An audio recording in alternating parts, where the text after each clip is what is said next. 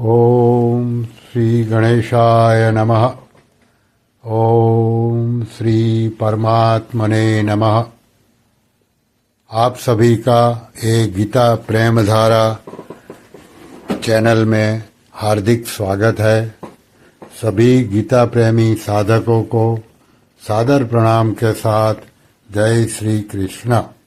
अध्याय 3 कर्मयोग, श्लोक क्रमांक 17।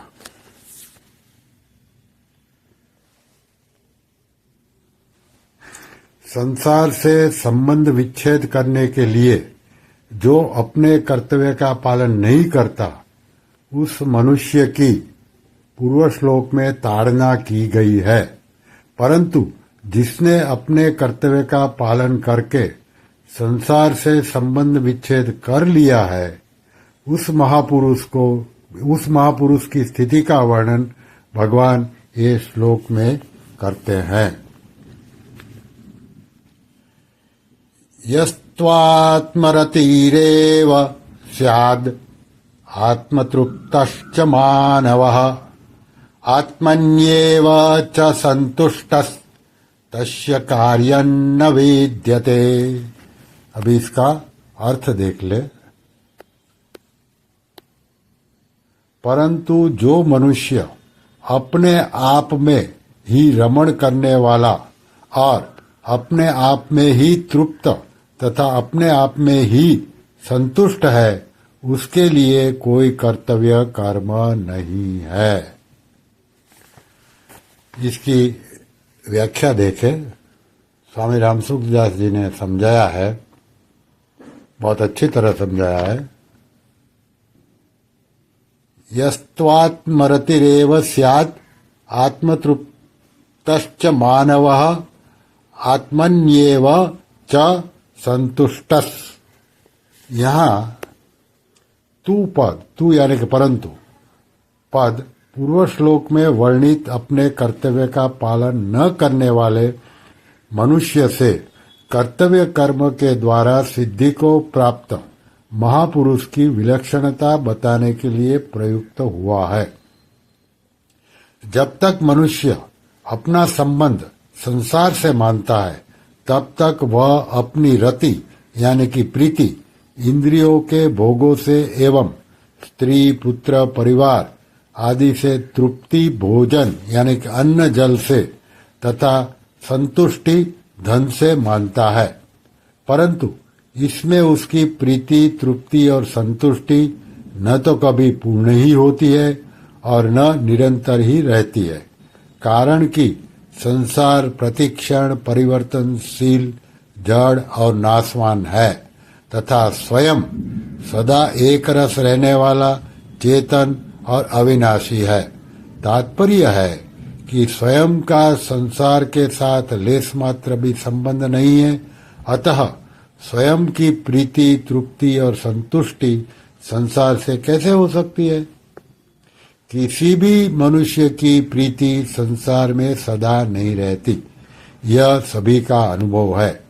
विवाह के समय स्त्री और पुरुष में परस्पर जो प्रीति या आकर्षण प्रतीत होता है, वह एक दो संतान होने के बाद नहीं रहता। कहीं कहीं तो स्त्रियां अपने वृद्ध पति के लिए यहाँ तक कह देती है कि बूढ़ा मर जाए तो अच्छा है। भोजन करने से प्राप्त तृप्ति भी कुछ ही समय के लिए प्रतीत होती है। मनुष्य को धन प्राप्ति में जो संतुष्टि प्रतीत होती है, वह भी क्षणिक होती है, क्योंकि धन की लालसा सदा उत्तरोत्तर बढ़ती ही रहती है। इसलिए कभी निरंतर बनी रहती है। तात्पर्य यही है कि संसार में प्रीति तृप्ति और संतुष्टि कभी स्थायी नहीं रह सकती। मनुष्य को सांसारिक वस्तुओं में प्रीति तृप्ति और संतुष्टि की केवल प्रतीति होती है, वास्तव में होती नहीं। अगर होती तो पुनः अरति अतृप्ति और असंतुष्टि नहीं होती। स्वरूप में प्रीति तृप्ति और संतुष्टि स्वयं सिद्ध है। स्वरूप सत है। सत में कभी कोई अभाव नहीं होता, जैसे कि दिशा गीता जी के दूसरे अध्याय के 16वें श्लोक में कहा, ना भावो विद्यते सतः। और अभाव के बिना कोई कामना पैदा नहीं होती, इसलिए स्वरूप में निष्कामता स्वतः सिद्ध है। परंतु जब जीव भूल से संसार के साथ अपना संबंध मान लेता है, तब प्रीति, तृप्ति और संतृप्ति को संसार में ढूंढने लगता है और इसके लिए सांसारिक वस्तुओं की कामना करने लगता है। कामना करने के बाद जब वह वस्तु, धन आदि मिलती है, तब मन में स्थित कामना के निकलने के बाद दूसरी कामना के पैदा होने से पहले उसकी अवस्था निष्काम हो जाती है और उसी निष्कामता का उसे सुख होता है। परंतु उस सुख को मनुष्य भूल से सांसारिक वस्तु की प्राप्ति से उत्पन्न हुआ मान लेता है तथा सुख को ही प्रीति, तृप्ति और संतृप्ति के नाम से कहता है। अगर वस्तु की प्राप्ति से वह सुख होता तो उसके मिलने के बाद उस वस्तु के रहते हुए सदा सुख रहता, दुख कभी न होता और पुनः वस्तु की कामना उत्पन्न न होती।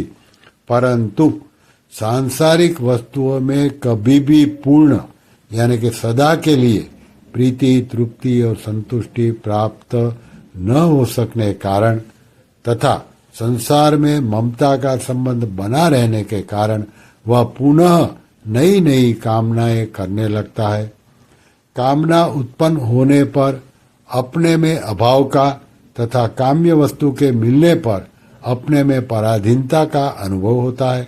अतः कामना वाला मनुष्य सदा दुखी रहता है। यहाँ यह बात ध्यान देने की है कि साधक तो उस सुख का मूल कारण निष्कामता को मानते हैं और दुखों को कारण कामना को मानते हैं, परंतु संसार में आसक्त मनुष्य वस्तुओं की प्राप्ति से सुख मानते हैं और वस्तुओं की अप्राप्ति से दुख मानते हैं। यदि आसक्त मनुष्य भी साधक के समान ही यथार्थ दृष्टि से देखे तो उसको शीघ्र ही स्वतः सिद्ध निष्कामता का अनुभव हो सकता है। सकाम मनुष्यों को कर्मयोग का अधिकारी कहा गया है, जैसा कि श्रीमद् भागवत 11:20-7 में कहा, कर्मयोगस्तु कामिनाम। सकाम मनुष्यों की प्रीति, तृप्ति और संतृप्ति संसार में होती है। अतः कर्मयोग द्वारा सिद्ध निष्काम पुरुषों की स्थिति का वर्णन करते हुए भगवान कहते हैं कि उनकी प्रीति, तृप्ति और संतुष्टि सकाम मनुष्यों की तरह संसार में न होकर अपने आप यानी कि स्वरूप में ही होती है, जैसा कि गीता के दूसरे अध्याय के 55वें श्लोक में कहा, जो स्वरूपतः पहले से ही है। वास्तव में प्रीति, तृप्ति और संतृप्ति तीनों अलग अलग न होते हुए भी संसार के संबंध से अलग अलग प्रतीत होती है। इसलिए संसार से संबंध विच्छेद होने पर उस महापुरुष की प्रीति, तृप्ति और संतुष्टि तीनों एक ही तत्व स्वरूप में हो जाती है। भगवान ने इस श्लोक में 2 बार तथा आगे के 18वें श्लोक में 1 बार एव और च पदों का प्रयोग किया है। इससे यह भाव प्रकट होता है कि कर्मयोगी की प्रीति, तृप्ति और संतुष्टि में किसी प्रकार की कमी नहीं रहती एवं तत्व के अतिरिक्त अन्य की आवश्यकता भी नहीं रहती, जैसा कि गीता के 6ठे अध्याय के 22वें श्लोक में कहा। आगे है, तस्य कार्य न विद्यते। मनुष्य के लिए जो भी कर्तव्य कर्म का विधान किया गया है, उसका उद्देश्य परम कल्याण स्वरूप परमात्मा को प्राप्त करना ही है। किसी भी साधन, कर्मयोग, ज्ञान योग अथवा भक्ति योग के द्वारा उद्देश्य की सिद्धि हो जाने पर मनुष्य के लिए कुछ भी करना, जानना अथवा पाना शेष नहीं रहता, जो मनुष्य जीवन की परम सफलता है। मनुष्य के वास्तविक स्वरूप में किंचित मात्र अभाव न रहने पर भी जब तक वह संसार के संबंध के कारण अपने में अभाव समझकर और शरीर में मैं तथा मेरा मानकर अपने लिए कर्म करता है, तब तक उसके लिए कर्तव्य शेष रहता ही है।